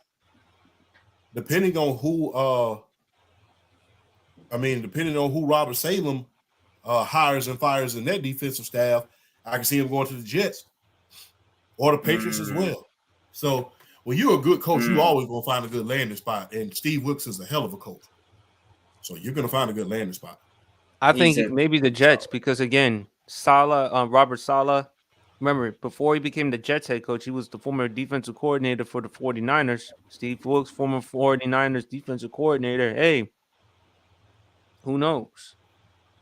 I mean, but when you really think about the 49ers, the common denominator is Kyle Shanahan. You had great defensive coordinators. You had. I think they let him go, Champ, because who are you going to find that's comparable to Kyle Shanahan? Who are you going to find that's better than Kyle Shanahan? If you're going to replace somebody who, I mean, it's easier to get a Steve Wilkes than a Kyle Shanahan. Is that fair to say? Yeah, that's fair to say. But the thing is, you've already proven you couldn't win with a great coach in your own right. You couldn't win with DeMeco Ryans. Look at what he's doing down there in Houston. Mm-hmm. So you couldn't even win with a proven head coach that was in the midst of your sideline. Think about how good that coaching staff has been over the years. You've had Mike McDaniel. You've had DeMeco Ryans. You've had Robert Saleh. You've had good head coach. You had guys that became good head coaches. One could argue the only reason that Robert Saleh is in the position that he's in is because Aaron Rodgers is out of the game. And he had to depend on a litany of different quarterbacks. One can argue that point. But right. You've had defensive coordinators that were great, that turned out to be pretty good head coaches. I mean, even Stephen Wilkes, when he was at the Carolina Panthers, he was doing a hell of a job down there. So you have proven over the course of the year, all of these guys on your coaching staff can go on and become great head coaches. They can become pretty good head coaches. You know who ain't gonna get Steve Wilkes? No. Dallas Cowboys, because they settled for Mike Zimmer, remember? Oh yeah, I kind of forgot. I don't think that was a bad choice, but I don't think it was a bad choice, but I still don't think that was the right time. I heard they wanted Rex Ryan. But Rex Ryan hasn't coached in years. That's my thing. And I think he's better off at ESPN than he is coaching again in the NFL. Yeah, I've been I hearing about the mean, Broncos on Rex Ryan recently. yeah, I don't recommend that because we don't need another coach to come in and really. There's a reason why coaches. Hey, if you look at a lot of these NFL panels that you see on national television in on each network, they have a Hall of Fame coach there. There is a reason why they have not came back. There's a reason why Jimmy Johnson, when he left, he didn't come back. There's a reason why Tony Dungy, when he left, he didn't come back. There's a reason why when Bill Cowher left, he didn't come back. The longer you stay away from the game, the more out of touch you become with the young player. So, I mean, and you saw what happened with one guy and one guy only when John Gruden came back and they tried to recapture that little bit of John Gruden magic that they had in Oakland, and it turned out to be a bust. I mean, he got Thanos in 3 years. No, we can't argue that. And now you're seeing it nowadays with Sean Payton because how's that turning out for the Denver Broncos? We can't disregard that part. Yeah, but one has to argue about the tactics, and that goes back to what you said as well. One has to argue about the tactics that Sean Payton is using at this point. Like, it's not working. And again, to your get, point, Champ, the younger players, yeah. you're gonna have to do your part, cultivating relationships with these younger players, understanding how they are, the terminology. You're gonna have to find ways that benefits not only for you but also for them as well. Like, we understand who you are, but they haven't seen you. I mean, it's kind of like with Bill Belichick. Yeah, you've won 6 Super Bowls, but at the same time, to these players, they don't care because that was then. This is now. So what are you gonna do right now? So I mean, yeah. So yeah. Yeah, and it doesn't help when you're yelling at your veteran quarterback on the sideline and scolding him like he's a mere child. So If it you do doesn't that help. to the veteran quarterback, then of course, who the hell you gonna do it to? You gonna do it to Yeah. somebody. Yeah. Yeah. But anyway, let's talk more about the Super Bowl. Let's talk about not just the game, but also the halftime performance by Usher. Did any of y'all saw the halftime performance? Yeah, I think it was I pretty good. saw. I saw. I took a shower when it was halftime. Oh, I'm sorry. I can't believe We can edit that out. I digress. But anyway, I thought it was a good performance by Usher. I mean, the one with him and the Alicia Keys, and then later on the show with Ludacris, Lil Jon. Champ, what did you think of the halftime performance by Usher? And is it one of the best performances you've seen in a Super Bowl halftime? To me, my favorite is Dr. Dre with Snoop and them. Hey, it was good, but hey, my top 3: Michael Jackson, Prince, Yes. Beyonce. 2016 Beyonce? Yeah, Beyonce, yeah. Okay. Oh yeah, because she also performed 2013. I forgot. Yeah, In New 2013, Orleans yeah. too. Yeah. Yeah, so I put that on up there. So, hey man, the icons have to be up there, man. I mean, Absolutely. it was, I mean, to see Prince up there in a Super Bowl with the Rain. guitar and all, it was Rain. raining. Nothing flat out, nothing less than amazing. I mean, we've seen a lot of epic Super Bowl performances, but that's my top 3. Michael Jackson, Prince, and Beyonce. I'm not gonna put them in no particular order because you really can't rank that performance. So I love the Dr. Dre Snoop one. That's got to be up there for me. Prince as well. And then I gotta go Beyonce in 2013 in New Orleans. That was great. Harrison, you watched a little bit of the Super Bowl. Like, what types of performances did you liked or disliked from the halftime show by Usher? Can I just say this one thing? It just hasn't been the same recently for the past, God knows how long. I mean, it was cool and all, but at the same time, it's just it just wasn't the same. What do you feel like could have been different? I don't know. I'm just the thing about it though about my music. It's just like it's like personal, you know, because I don't have like I like Usher. I mean, Usher's cool and all. Don't get me wrong. I mean, I always have like personal like rappers or people like got me through my depression when I was in high school. But Okay. yeah, I mean, I just want to see like someone like new, someone like interesting, besides like I don't know, probably like just someone besides like The It's normal, the icons. yeah, it's hard to tell the ladies no. It's hard to ladies want to see Usher. Well, Ladies not want to see only. Usher. I mean, well, who would you put up there? You need a lot of guys. You got to think about today's music. A lot of today's music, it doesn't have to be radio friendly because it goes straight to stream. So it doesn't have to be radio friendly. So you got to think about the Super Bowl as a family show. A lot of songs are not necessarily family friendly these days. You got to think yeah, about the NFL. NFL, I mean, NFL is called NFL Sunday for a reason.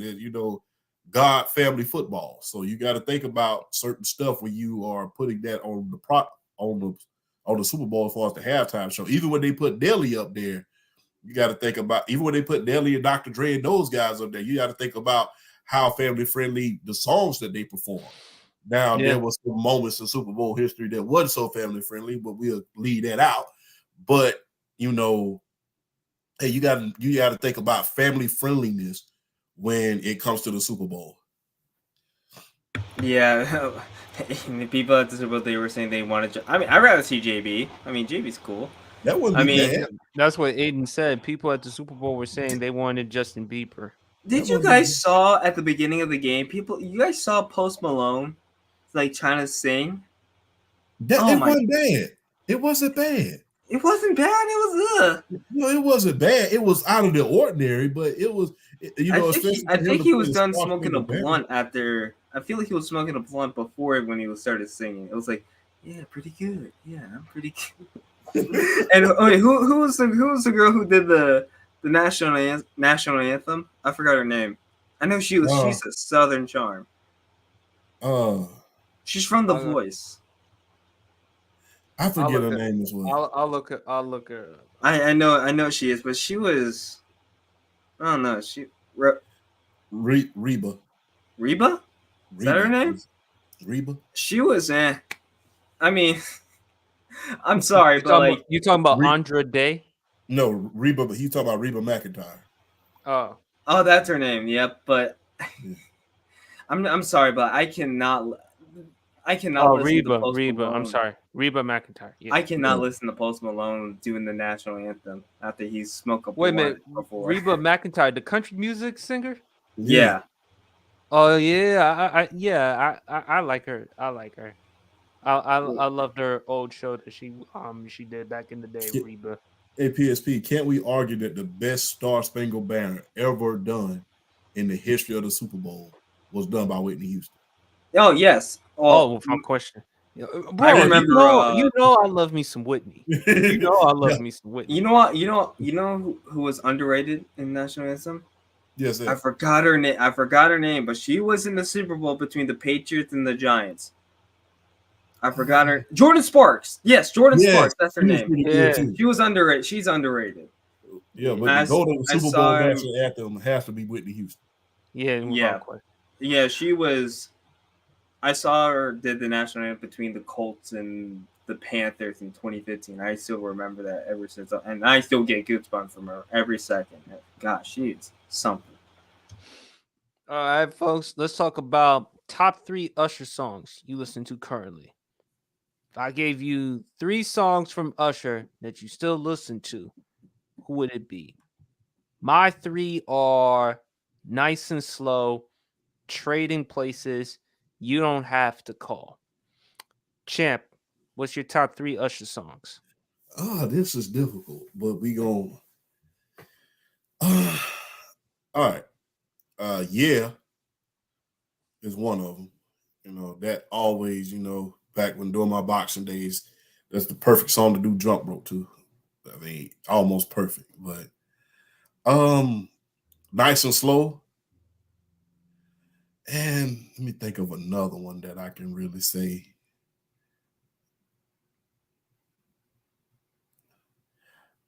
You got it bad.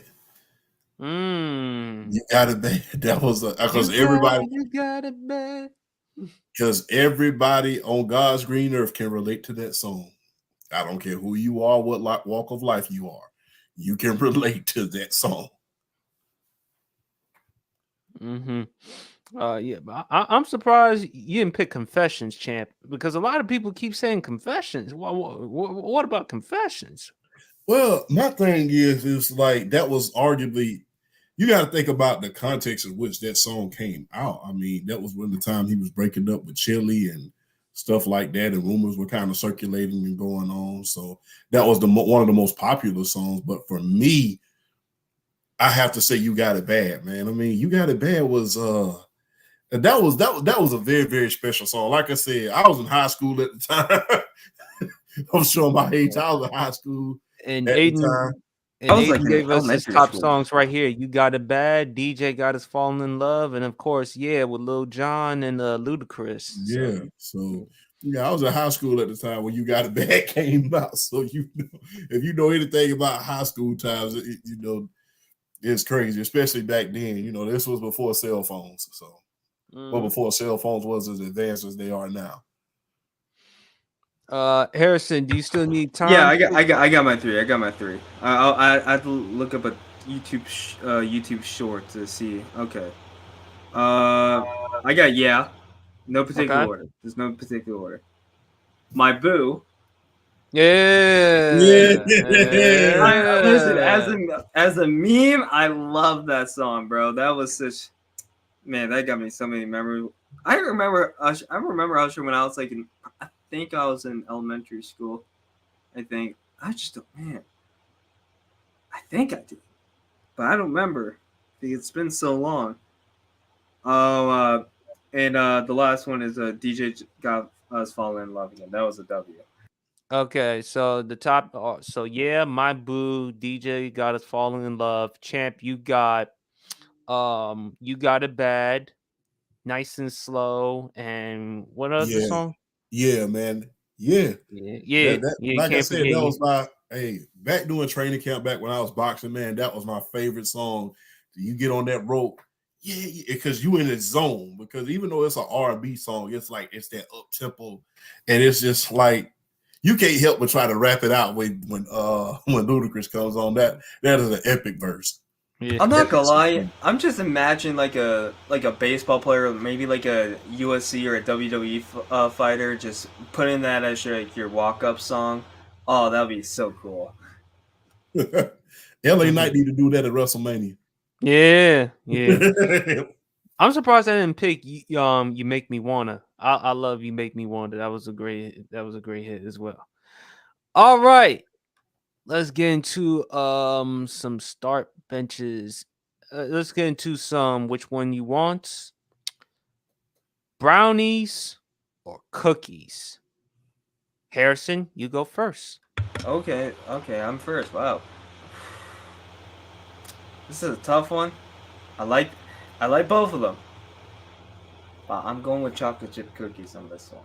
I mean, it kind of depends on the brand of like what cookies do you like.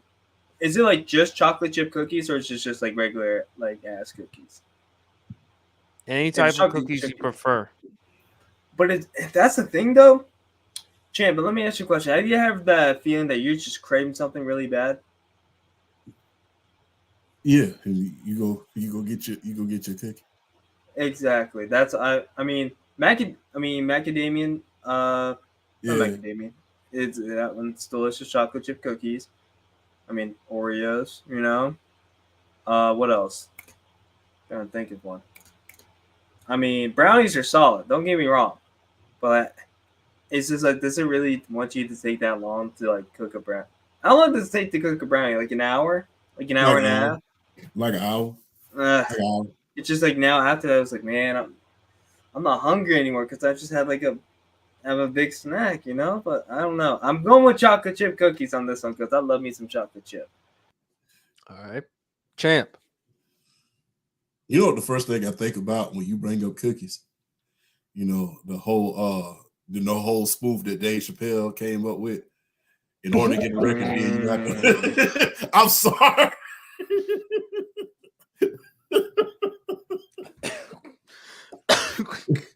Wait a minute, man. You all right? Once you mentioned Dave Chappelle, I'm sorry.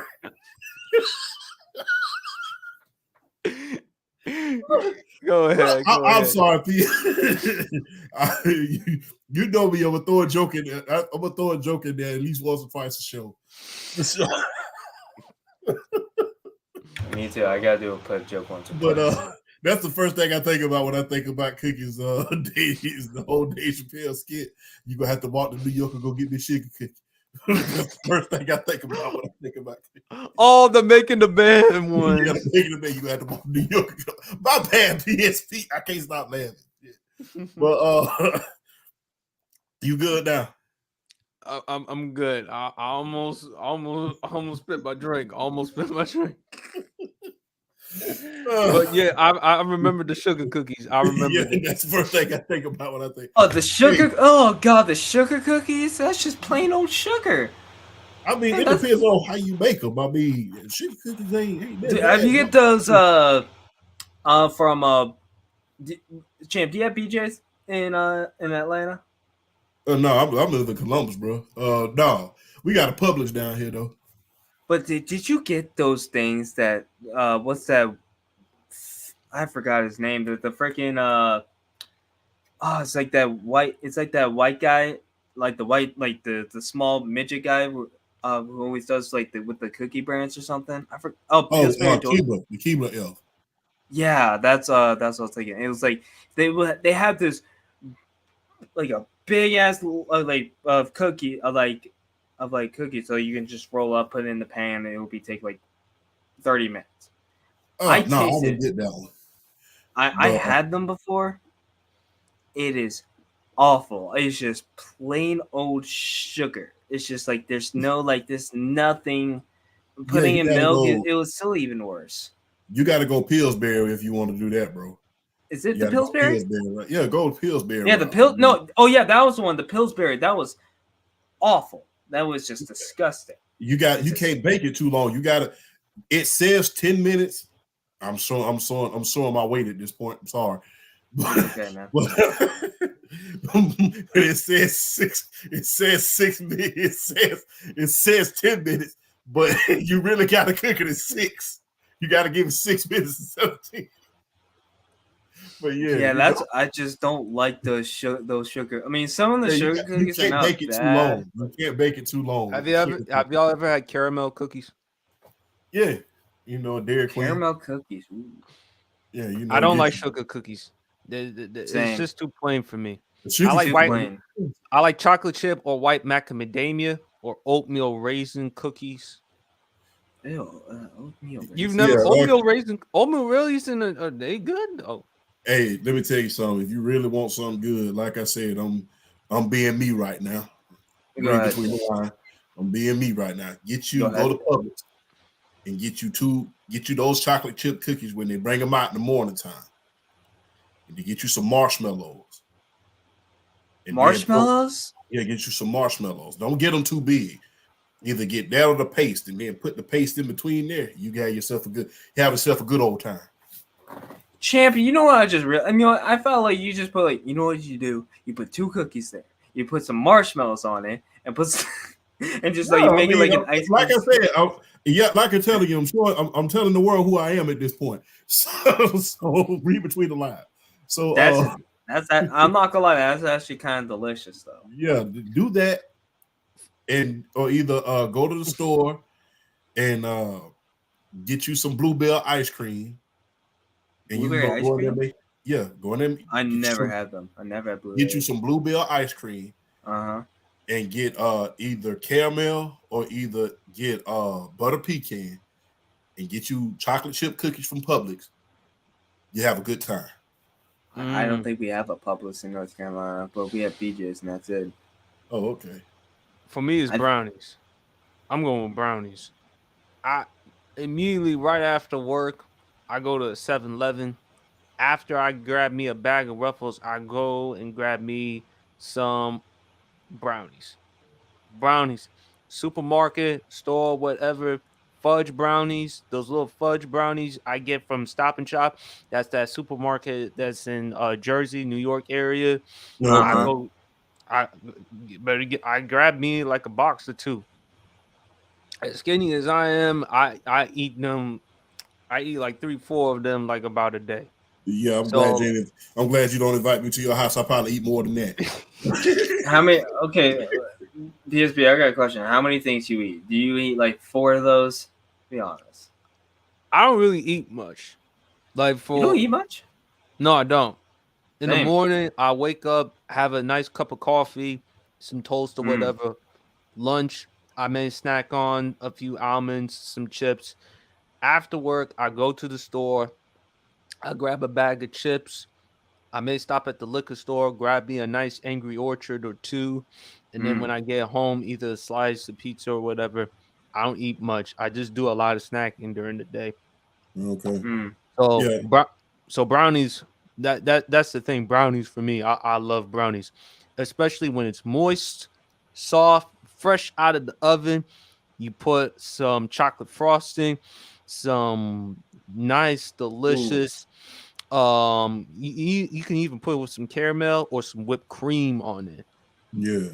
So, Oh, you know what I Yeah. just realized? I just realized something. I forgot those. Remember those brownies? They always had those colorful buttons or something like that. Those things are Mm. actually pretty tasty. Hey, don't forget how good them brownies is on the mud slides at Dairy Queen. mm, Yeah, like Oh, yeah. oh, champ, champ, champ, champ. Like I said, I'm short my Ooh, weight, guys. Don't I'm worry. getting no. I haven't had Dairy Queen in so long. I'm getting flashbacks. and one last Ooh, one, that's and we're nasty. gonna Ooh, wrap that's up the show. Harrison, delicious. this is a WWE one. You don't have to get into Yeah, it if you don't I'm want going to to. be muted, sir. More controversial. Now, on the left side of the picture, there's the Click, Shawn Michaels, Triple H, rest his soul, Scott Hall, Diesel, Kevin Nash. And on the right side, you have the Montreal Screwjob between Bret the Hitman Hart and Shawn Michaels, November 9th, 1997 Survivor Series. Which is more controversial? Now, the Click on the left side of the picture, I believe it was May of 1996, champ, if I'm not mistaken, at Mhm. Madison Square Garden. This is the curtain call. After a match, I think it was Shawn Michaels versus Diesel, all 4 of them. Shawn Michaels, Kevin Nash, Scott Hall, and Triple H all joined together. They broke character, which was unprecedented at the time in wrestling. I gotta go with the curtain call because I love watching the WWE Legend documentaries and when doing all my homework and research on this. To me, it was more controversial because something that's never really happened before. And I remember the quote from Ric Flair in which he said, "The Click was an insult to our business." Had they have done that in the 70s or early 80s, all 4 of them, pardon me for my language, wouldn't gotten the shit beaten out of them back in those days. So, I mean, and the only person that suffered the consequences regarding the curtain call was Triple H. Kevin Nash and Scott Hall, they were going to go to WCW, Ted Turner's WCW. Shawn Michaels was the champion at that point, so they let Shawn off with a warning. As for Triple H, he had to start back from square one, and it cost him the opportunity at King of the Ring. It was supposed to go to him, not Stone Cold Steve Austin, who I have considered the greatest of all time. And obviously, when Austin had this opportunity, my favorite wrestling moment, yes, Austin 316 said, "I just whooped your ass" after the match against Jake the Snake Roberts. When you look at the Survivor Series, Bret the Hitman Hart, Shawn Michaels, Brett, Sean, if you do the homework, the research, they had a really heated rivalry between the two. Brett, at first, he didn't mind dropping off the belt to Sean, but according to Brett, Sean said, well, I appreciate that, but just to let you know, I'm not willing to do the same for you.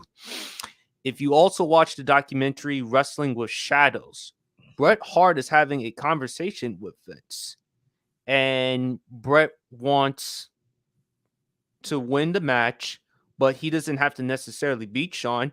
He wants to end it off in a smosh, an outside interference, and then the next night on Monday Night Raw, Bret can drop the title, head on to WCW, which he was about to do eventually, because after that match, he was about to join WCW and get more money than what he got in the WWF. I think the rivalry because of Bret and Sean, and then after the Montreal Screwjob, in which Bret did not tap out. Let's just be clear. Bret Hart did not tap out in that match. And then after the match, Bret Hart knocks the bleep out of Vince McMahon. Just only one punch knocks the bleep out of him. So, Champ, I'm going to let you go, man. Which one was more controversial? The Montreal Screwjob. Although they broke kayfabe in the Madison Square Garden, you can pretty much say people these days look back at it and say, well, modern wrestling fans could look back at it and say, well, that wasn't really too bad. Now, the guys in the back will say a whole nother thing. It's just like us on podcasts. We have our own different little rules. So the wrestlers had their own different rules. But as far as that was controversial off every side of the board when it comes to the Montreal Screwjob. It was controversial with the fans. It was controversial with the backstage. It was controversial through the entire wrestling world. When you really look at the fans, when they see the fans, I'll say, you really look at the fans when they see the curtain call, they see it as the curtain being pulled back. But it's like, oh, okay, now I know the truth about a little bit of thing. Not too bad, not too sad. You know, it's just the curtain being pulled back. I now know what I feel to be real at this point. It's like my confirmations, what I thought wrestling was, have been well founded. It's sort of like the NBA, but predetermined. It's like, yeah, these guys be trying to beat the crap out of each other in the middle of the ring, but in reality, these guys are friends behind closed doors. They travel together, they eat together. They just can't do it in front of us.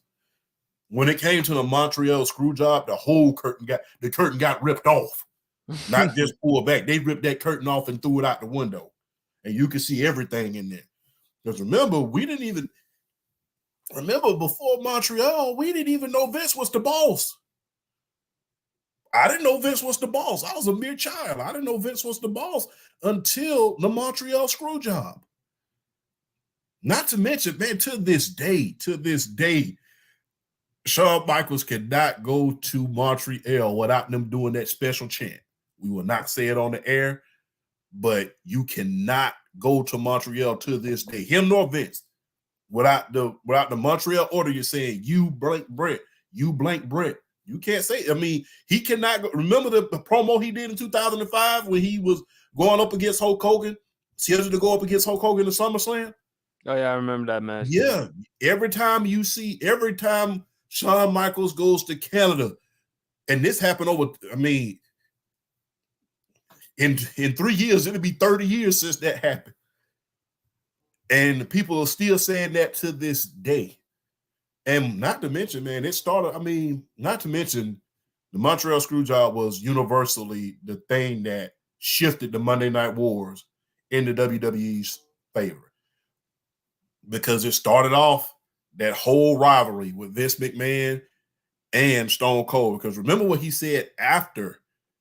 Not just the Bret screwed Bret. You remember what he said at the beginning when the Rumble was there. If Stone Cold wins the WrestleMania, wins the the WWE Championship, he said it will be a public relations nightmare. Then it started off. And I mean, they even set the stage for the press conference, because remember at the press conference, they asked Vince, hey, you really didn't want to see Steve Austin win, did you? He's like, no, but he's the champion right now. So, fun fact: there was rumors about. I don't know if you ever seen it. I think we talked about it at one point. You remember? There was rumors about Shawn Michaels not wanting to drop the belt to Stone Cold. I don't know. I didn't hear that. I heard Brett say that Shawn didn't want to drop the belt off to him at WrestleMania 13, and Brett questioned Shawn's integrity and Shawn, to his credit, he had a legitimate knee injury. Didn't he tore his ACL at the time? Yeah, he tore that all up. Yeah, but a lot of it has to go with Bret Hart, Shawn Michaels, the rivalry. Not a lot of people at the time like Shawn Michaels. Yeah, but to piggyback off of what you're saying, he did not want to drop the belt to Shawn. He did not want to drop the belt. He didn't after Stone Cold. Right. He didn't want to drop it to Stone Cold either. And Vince had a trump card, so to speak, when that happened. What up, Brandon? What's going on? He said, because if you go to any interview on the internet right now, the Undertaker confirms it. He said if Shawn didn't drop that belt to Stone Cold, there was going to be a special appearance by the Undertaker. He had his hands taped up. Yeah, he did. Yeah. Oh yeah, I remember that one. I remember that one. But Shawn, he had to at that point. He had to drop the belt, not only because of that, also too. Shawn had a serious drug problem, and that back injury, which he suffered from the Undertaker at the Royal Rumble, a ruptured disc. And Shawn was heavily medicated prior to the match. Had to take cortisone shots. He had a serious drug problem at the time. So Shawn felt like, look, I need to go hang him up. And to Casual point, shout out to Casual, he made the argument which Shawn Michaels was better, the 90s Shawn Michaels or the 2000s Shawn Michaels. But the curtain call, man, like that's a huge one, champ, for me. Even though the Montreal Screwjob, you can't go wrong with either one. But it cost Triple H from square one. Like, he had to start back from square one, and it took him a while. And then when Kevin Nash, you look at Scott Hall, they were going to leave for WCW. And Shawn at the time was the champion. I mean, but you can't go wrong with the Montreal Screwjob, considering the fact that Vince promised Brett, I'm open for anything. I'm open for how the way the match is going to end and stuff like that. But Brandon, what's up, man? How you doing? We're doing a more controversial debate. The Click with the curtain call or the Montreal Screwjob? Which one is more controversial to you? I'll say the Montreal. I'm gonna say the Montreal. That had the most controversy. I'm not even gonna lie, in my opinion. That's the one I remember though, but I don't think I remember the other one. The Click with the curtain call, you know, where Shawn Michaels, Triple H, Kevin Nash, Scott Hall, known as the Click. You remember when they broke character, when they were all wrestling each other and then hugging each other? Oh, and that's what it is? Yeah, the curtain call. Oh, okay. Yeah. I'm still going the other one though. Okay. Yeah. I just got work and stuff, and I watched SmackDown. I don't know if y'all saw or not, but hey, The Rock is back on PSP. The Rock is he gonna fight Roman? No, he joined the Bloodline, bro. He joined the Bloodline, bro. I haven't been paying as much attention to WWE lately nowadays, fellas. Yeah, to be honest, he joined the Bloodline, bro. Like, if you don't like the Bloodline, you can't hate on this, bro. The Rock is insane, bro. Mm-hmm. Oh, Brandon, I'm gonna let you go with one last one. This is a topic we did earlier. Okay. Ah, shit. Dang, I love both of these too. Brownies or cookies? Yeah. Man, it's tough. But I love the double chocolate chip fudge brownies. Oh my lord, man, I want me some right now. Cookies, I ain't gonna lie, I like sugar cookies, macadamia cookies, chocolate chip cookies. If you eat oatmeal raisins, you need help. I don't know. I eat oatmeal raisins. You eat oatmeal raisins? No way you eat oatmeal raisins. Ain't no way you eat oatmeal raisins. Nah, You get mad at me for a lot of things. You get mad at me for eating tuna. Okay, there's That's nothing crazy. wrong with tuna, folks. Tuna is not bad. All you have to do is just put a little mayonnaise, put a little garlic, Mayonnaise? Mayonnaise? No, bro. You supposed to eat the tuna dry? I don't eat tuna at all. I'm not. Shout out to PSP for hooking me up on tuna, man. So you know, I've been incorporating that into my diet. It's been doing good. You can't tell it right about if I have to choose one, dang, bro, I might have to go brownies, bro. But not M&M's, but for the but for the cookies for the cookies. I mean, you can do anything you want with them. You can have like peanut butter cookies, sugar cookies, M&M cookies. Like you can go all out with the cookies. Nothing wrong with tuna, Aiden. Hey, what I want to ask this question. What else you supposed to eat with tuna other than Bell Day? What the hell you supposed to put ranch on there or something? Don't eat it at all, champ. Bro, I grew up on tuna. Bro, let me tell you something. I grew up on canned foods. Tuna, potted meat, a little bit of everything. So every time I took tuna out of the can, I put some mayonnaise on it, eat some hot sauce on it. I'm not finna sit there and just eat tuna dry, especially if you got the one with the oil in there instead of the water, because the one with the oil costs a little bit less. So, but I'll tell you one good thing though. If y'all love Jamaican food, I don't think I had Jamaican food. Y'all get yourself some patties. Jamaican patties and some beef cocoa. They're good. They sell them in Publix, Brandon. Oh shoot! Yeah, get yourself some Jamaican patties, man. Get yourself some Jamaican patties. But Aiden has a hot take. Fish is absolutely disgusting. I don't eat fish. You don't eat no salmon, no tuna, no trout. I'm allergic. I'm allergic to seafood, but I can eat shrimp though. I can eat shrimp though, but the fish, no. Hey, y'all need to stop hating on fish, man. Fish is delicious. Salmon is delicious. Don't get iodine poisoning from all. I'll tell you this though, PSP. My grandma would cook some fish every single day if she had to. Your grandma? Yeah, my grandma. Yeah. Ain't nothing better than good food. I'm telling you, bro. She cooked fish and grits for breakfast. Like she do all that. Yeah. She do all that. I'll take that. Hey, listen, champ. I told you gotta go to New Orleans. Yeah, I gotta get on down there. The seafood, man. Brandon, you need to go to New Orleans too. I'm telling you. My family went. My mom and stepdad went over there. One time. All right, folks. That concludes the rest of the Sports PSP podcast. Harrison had to go real quick, but appreciate Harrison for hopping on. We got Brandon from the Block Podcast. Tell them where to follow you at, dog. Yeah, follow me on YouTube, Brandon from the Block. Football show. I mean, it was growing. It was going amazing. The TikTok videos been looking good. Y'all support that on Mondays, 7:00 Eastern time. Wednesdays, the basketball show. I've been doing that earlier too. 7:00. So yeah, man. And last but not least, undisputed world champ. Tell them where to follow you at, man. Hey, shout out to Columbus, Georgia, first of all. Y'all know what it is. Hey, Friday nights at Columbus, Georgia are always special. Hey, undisputed world champ on TikTok. The videos are rolling in. Hey, keep liking and subscribing on TikTok. On YouTube, the Undisputed GOAT podcast will be back the week after next. We're going to sit on the show until after All-Star weekend is over. And then we're going to pick it right back up so we can get into some basketball. We can get into some baseball, a little bit of hockey, a little bit of everything. And let's not forget the road to WrestleMania.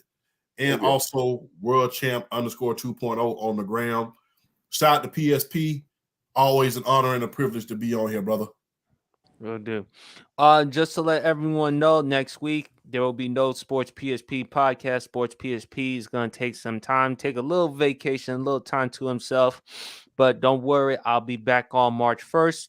But of course, I will also do some videos. I will also do some blogs regarding some sports stuff, NFL stuff. So just in case if there's no podcast next week, I will provide blogs. I'll provide other things. I will incorporate different things to the table. And y'all know where to follow me at, folks.